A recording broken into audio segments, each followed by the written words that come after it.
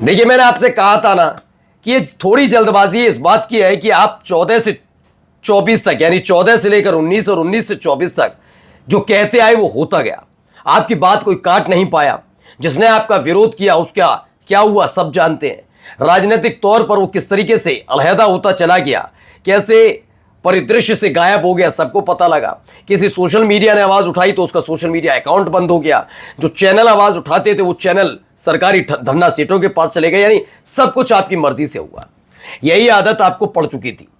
इसीलिए जो काम थोड़े दिनों बाद किया जाता तो शायद उसका इफेक्ट अलग पड़ता, लेकिन इन्होंने ये काम इसी वक्त किया जब नरेंद्र मोदी साहब ने ये वीडियो जारी करते हुए दयालु कृपालु होने का दावा कर दिया था कि वो कितने दयालु कृपालु हैं कि इतनी गाली पड़ने के बाद भी वो बच्चों को माफ कर रहे हैं। जबकि अमित शाह की पुलिस और अलग अलग राज्यों में, बीजेपी शासित राज्यों में छात्रों के खिलाफ कार्रवाइयां हो रही थी। 15-15 साल की बच्चियों पर एफआईआर दर्ज की जा रही थी। ये तमाम काम हो रहे थे। मैंने तब भी कहा जल्दबाजी कर दी। देखिए, छात्रों ने मोर्चा खोल दिया। मैंने पहले भी कहा और आज भी कह रहा हूं, अगर आपको लग रहा है कि राहुल गांधी ये सब करा रहे, कांग्रेस सब करा रही है, कांग्रेस का ये मुद्दा हो सकता है कि वो विपक्ष में बैठी है, लेकिन छात्र आपसे कितने नाराज है आज आपको दिख जाएगा। जो लोग वो कह रहे हैं उस बात को सुनना चाहिए। इन बातों को इसलिए सुनना चाहिए क्योंकि जिन छात्रों के साथ आंदोलन खत्म होने के साथ बदतमीजी बदसलूकी की गई, जिन पर ना दिल पसीजा इस देश के प्रधानमंत्री का, जो अपनी मृत मां का नाम लेकर पूरे देश के अंदर दयालु कृपालु बनने की बात कर रहे थे, इन बच्चियों के साथ हो रही बदसलूकी पर आज तक एक शब्द नहीं निकला। क्यों मैं कह रहा हूं कि हाथ से बात फिसल गई है कांग्रेस के भी, क्या वो ये बच्चे इस्तीफे से ज्यादा नीचे कुछ नहीं मांग रहे। दिखाता हूं एक एक चीज, इन्हें गौर से सुनिएगा क्योंकि मामला जंतर मंतर के प्रोटेस्ट का नहीं है, उसके बाद की बदसलूकी का है। नमस्कार, मैं हूं प्रज्वल गौतम और आप देख रहे हैं टाइम्स एक्सप्रेस। एक नहीं, दो नहीं, कई पक्के सबूत हैं, ऐसे तो बहुत सारे हैं, लेकिन जिन बातों से इनकार क्यों अमित शाह इतने बड़े बड़े मुद्दों पर भी संसद के अंदर आते रहे, जवाब देते रहे, जान दे देंगे, जान दे देंगे, क्या बात करते हो करते रहे। तो आपको नहीं लगता कि यहां पर नहीं आ रहे, क्या वजह है? वाकई पैलेट गन चली है, ये बात उनको तक पहुंच गई। और दोनों ही, चाहे वो इधर हाँ करें या इधर हाँ करें, दोनों ही जगह हाँ करेंगे तो उनसे इस्तीफा मांगा ही जाएगा। अगर वो कहते हैं कि उनके आदेश पर चलवाया गया था, पैलेट गन चली उनके आदेश पर, आंसू गैस के गोले छोड़े गए उनके आदेश पर, बर्बरता की गई, बच्चों से मारा पीटा गया, लड़कियों से कि कहां किस किस तरीके से बदतमीजी की दिल्ली पुलिस के महिला नहीं पुरुष पुलिस वालों ने, वो सारी चीजें थी। या तो उस पर माने, दूसरा वो मना करते हैं तो फिर इतने दिनों तक चुप क्यों? कितने लोगों पर कार्रवाई हुई ये जरूरी है। दिल्ली पुलिस कमिश्नर से लेकर आरएएफ के तमाम जो नेतृत्व करता उन पर कार्रवाई अब तक क्यों नहीं की? दोनों ही तरीके से फंसे हुए हैं। ये बात मैं इसलिए कह रहा हूं तो जरा सुनते चलिए क्या क्या। और शुरुआत कर लेते हैं महाराष्ट्र से, पहले सुनिए। हेलो एवरीवन, मेरा नाम है रिया आहिर। मैं वो लड़की हूँ जो मुंबई पुलिस के सामने आ गई थी। यू गाइस से कि ये वो लड़की है जो वायरल हो गई है, जिन्होंने मुंबई पुलिस को रोका था। बट मैं मीडिया से ये कहना चाहूंगी, मैं वो लड़की हूँ जिन्होंने 20 बच्चों को अनलॉफुली डिटेन होने से रोका था। Please change your narrative, change your perspective. पर जो भी मैंने किया उसकी वजह से मुझे बहुत हरास किया जा रहा है। सुनते जाइएगा। ट्रोलिंग नहीं बोलूंगी मैं, क्योंकि ये ट्रोलिंग नहीं है, ये क्राइम है। और सिर्फ यही नहीं, जनता ही नहीं बल्कि पार्टी वर्कर्स भी अभी अपने फेसबुक पर पोस्ट लगा रहे हैं, मेरे बारे में गलत गलत बोल रहे हैं कि मैं जो कुछ भी कर रही हूँ 140 रुपीज में अपनी बॉडी बेच रही हूँ। सर, आप खुद ही सोचिए उनके दिमाग में ऐसा कितनी गंदगी भरी रहेगी कि वो ये बोल रहे हैं। 27 को मैंने क्राइम रजिस्टर करवाया था, आज 5 तारीख है, मेरे हाथ में अभी तक एफआईआर नहीं आया है। ना ये बेटियों को पढ़ने दे रहे हैं, ना ये बेटियों को बचने दे रहे हैं। सुन रहे आपसे इतना कहना चाहूंगी, याद होगा एक बच्ची जैसे महाराष्ट्र में जब हो रहा था मुंबई में, वहां पर खड़ी हो गई थी और उसने वैन रोक ली थी। मेरे लिए खड़े हैं एज ए सिटीजन। फिर उसके बाद तो आप जानते ही हैं, इतनी तो इज्जत जनता की ये कभी करते ही नहीं।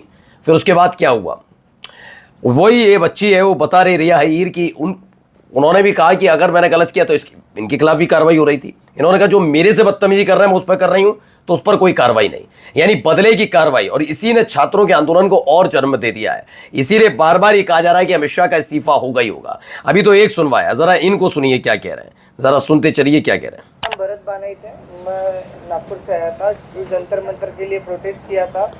उस प्रोटेस्ट में मैं 20 जून से था, पर 20 जुलाई को हुआ वाकया, तो हमने धर्मेंद्र प्रधान के लिए जो इस्तीफा मांगा था, उस इस्तीफे के लिए इन्होंने इतना अत्याचार किया, इतनी बर्बरता की, शायद हमने अमित शाह का इस्तीफा मांग लिया होता तो इन्होंने हम पे सीधा गोलियां चला दी थी, बॉर्डर बना दिया होता जंतर मंतर को, मुझे इस तरीके से लगता है।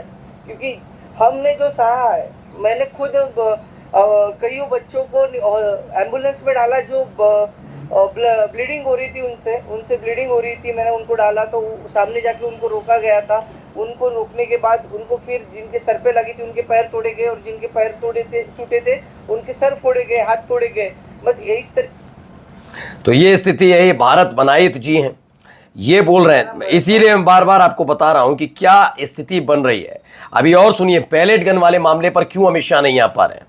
यकीन मानकर चलिए, केवल ये मामला आंसू गैस के गोले तक होता, ये मामला अगर सिर्फ लाठीचार्ज तक होता तो आज अब तक आप अमित शाह को सुन चुके होते। वो फिर बता रहे होते कि अगर उपद्रवी, उन्मादी, उत्पाती घुसेंगे, संसद फोड़ेंगे, संसद उखाड़ने का ऐलान करेंगे तो छोड़ देगी क्या पुलिस। फिर इनका कच्चा चिट्ठा निकाला जा रहा होता कि चीन से कनेक्शन था, पाकिस्तान से कनेक्शन था, सारी बातें गृह मंत्री बोल रहे होते। लेकिन यहां गलती एक हो गई कि पैलेट गन चला दी। पैलेट गन चलाकर पूरी तरीके से फ्लॉप नजर आ रहे हैं। अब वो दिख ही नहीं रहे, वो क्या जवाब, इस पर कोई जवाब नहीं दे सकता कोई गृह मंत्री। मैं ये नहीं कह रहा अमित शाह, कोई और ताकतवर नेता उठा लीजिए, वो भी जवाब नहीं दे सकते कि पैलेट गन आप कैसे चला सकते हैं। जरा सुनिए क्या कह रही है। के बारे में मैं कहना चाहता हूँ, इनको पैलेट गन इंजरी हुई थी, ये थोड़ा आपको बताएंगे कि कहा जा रहा है कि पैलेट गन यूज नहीं की गई, ये आपको थोड़ा बताएंगे। मेरा नाम नूतन टोप्पो है और मैं झारखंड से बिलोंग करती हूँ। और प्लेट गन मैं अपने आंखों से देखी थी कि हमारे साइड वो गन पॉइंट किया हुआ था, और जैसे ही मैं मुड़ती हूँ ऐसे पीछे से मुझे गन फायर किया गया।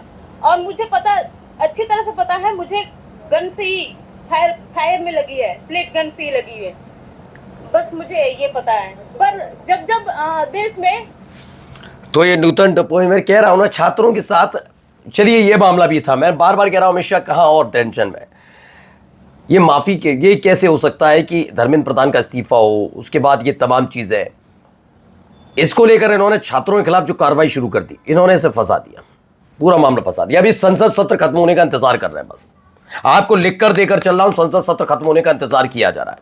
मोदी और शाह दोनों इस बात का इंतजार कर रहे हैं, उसके अलावा कुछ नहीं, क्योंकि जानते हैं कि संसद सत्र जब तक चलेगा तब तक दिक्कत रहेगी। इसलिए कभी पुणे जाते हैं, कभी गुजरात जाते हैं, लेकिन सदन के अंदर नहीं आते। जरा इस बच्ची को भी सुनिए। मेरा नाम मुस्कान है। मैं ज्यादा कुछ नहीं बोलूंगी, मैं बस इतना बताऊंगी that I was one of the peaceful protesters at Delhi Jantar Mantar. मेरा सवाल बस ये है कि जब मैं शांति से चल रही थी तो पुलिस ने मुझे मारा क्यों? आरएएफ ऑफिसर्स ने मेरे ऊपर लाठी क्यों बजाई?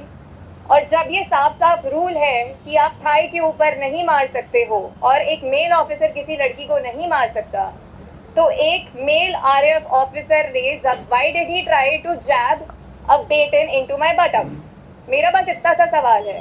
और अगर इसके लिए जिसको भी उसने ऑर्डर दिया था, अगर वो आके मुझसे माफी मांग ले तो मुझे भी बहुत खुशी मिल जाएगी।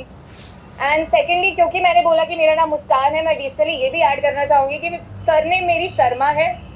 और ये मैं इसीलिए बता रही हूँ क्योंकि आजकल हर कोई मान के बैठा है कि मैं मुस्लिम हूँ और इसीलिए मुझे और ज्यादा गालियां मिल रही हैं। And that does not tell anything about me, but that tells a lot about the narrative जो इस कंट्री में अभी सेट हो रहा है कि अगर इसने सरकार के खिलाफ बोल दिया तो ये तो मुस्लिम है, और जैसे ही आप किसी को मुस्लिम बना देते हो समहाउ वो अपने आप ही एंटी नेशनल कैसे बन रहा है। तो हम इस नैरेटिव को बहुत ज्यादा आजकल फॉलो कर रहे हैं। मैं आपसे अब भी कह रहा हूं, प्लीज बात समझ लीजिए, आज भी समय है। अपने इन गोदी एंकर और गिद्ध एंकर्स को समझाइए, गिद्ध पत्रकारों को समझाइए, ना करो, मत करिए ये सब, रुकिए, मत करवाइए हिंदू मुसलमान। वो अमन चोपड़ा गया हुआ रांची, उसे रोकिए। ये जैनजीज की समझ में ये सब चीजें नहीं आती, इससे और फजीयत होती है। ओ माय फ्रेंड करने से नहीं होता। इस्तीफा हो जाएगा, क्लियर मानकर चलिए। ये रायता फैलवा रहे तुम्हारे गिद्ध एंकर भी। नमस्कार।